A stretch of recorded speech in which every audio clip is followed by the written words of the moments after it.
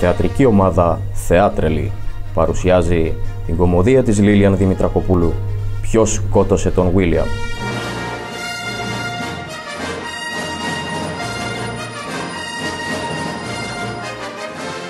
Μουσική. Φίλαμε και κλείσε με στην αγκαλιά σου. DJ Κωστής.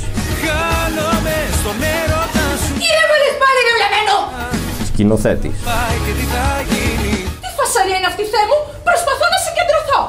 Σέξπιρ ανεβάζουμε! Εξάλλου είμαι... Η νεαρή Ιουλιέτα. Και καλά! Πες με εσύ τώρα! Μοιάζω εγώ για μάνα της. Λέδη Καπουλέτου. Γιατί μοιάζω εγώ για παραμάνα! Τι τραβάς εσύ ρε! Παραμάνα. Ρωμαίο! Ρωμαίο! Έλα. Ο Ρωμαίος. Έλα μωρό. Ναι, σ' αφήνω τώρα, έχω γύρισμα. Έλα, γεια. Μπενβόλιο.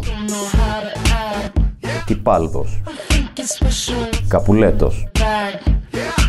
Πάρης. Εντάξει, τέλος μαζεύουμε. Τι τελειώσαμε ρε. Εμένα δεν θα μου πάρεις ζάκο να πούμε. Που να φτιάχνω εγώ τη σκηνή να πούμε με το παλικόνι με τον Ακιώση με τον πάρει άλλο σκαυτόνα και την άλλη τη να πούμε που το κερατό της. Μίτσος. Ο Μάστορας. Ποιος σκότωσε τον Βίλιαμ. Από 21 Ιανουαρίου στο Θέατρο Άλμα κάθε Τετάρτη.